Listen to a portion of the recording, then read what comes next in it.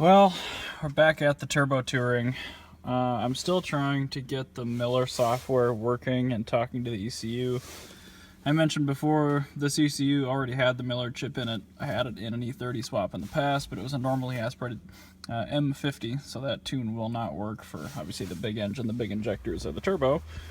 I think I have all my tune files now, but it's just a little bit tricky. So I'm going to boot in with it connected. I do have things at least minimally connected up there, so the ECU has power with the ignition, which is great.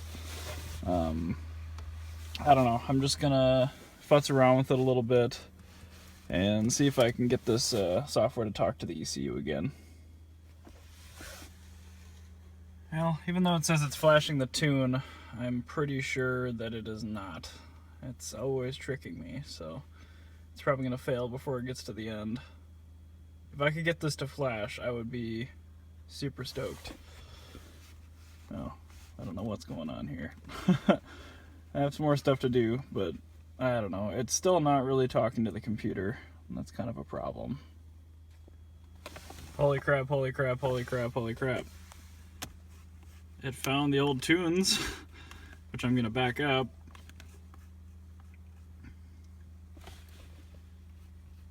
I think I'll probably delete those. Oh shoot.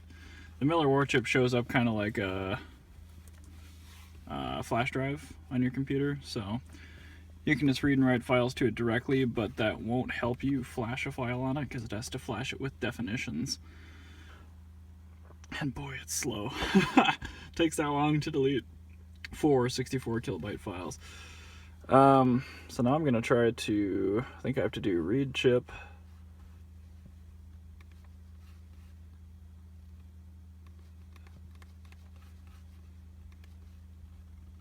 I'll try writing. Oh shoot. Sorry if this is boring.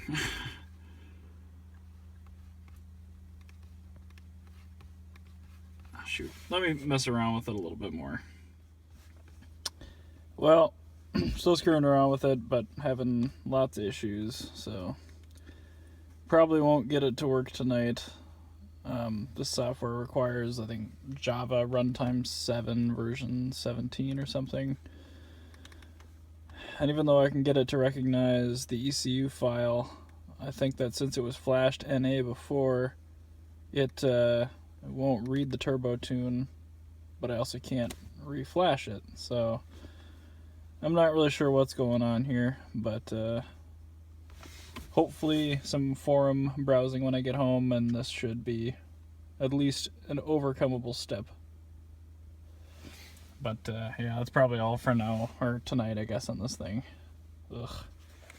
Well, I'm back another day. I'm not getting incompatible data file messages anymore with the turbo. However, the turbo tune file I was given with this secondhand Miller turbo setup is completely blank.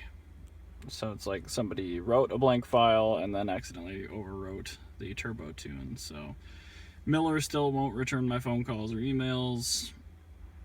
Previous owner of the Miller stuff doesn't have a backup. Kind of up a creek for the meantime. This is very disheartening.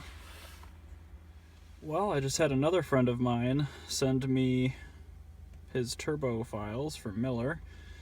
I see numbers, which is huge. And as long as this version of Java is correct and this actually flashes to the computer, we actually might be ready to assemble everything and try to get it running soon. So I haven't had much motivation really to work on this thing since, a month or so ago when I finally hit the roadblock with the War software, but since actually getting the computer flashed with the 60-pound injector tune and it's ready for this new blade style Hitachi MAF, I'm pretty much ready to start throwing stuff together here. Order finally came in from Blunt Tech, so I've got the nuts for the intake and exhaust manifolds. I've got N54 335i exhaust studs. They have a little E-Torx on them, so you can actually tighten them down, which is super nice. Stuff to massage a little bit more for this wastegate actuator.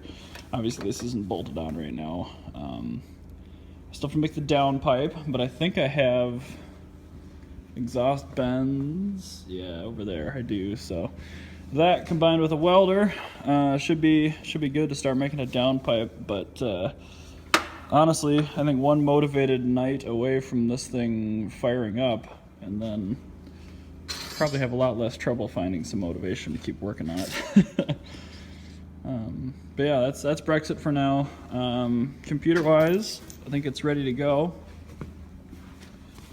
and I'm hankering to at least get it moving so maybe I can get it downstairs and actually have access to the lift over the winter for some projects, even though my gracious landlords are blocking me in most days here.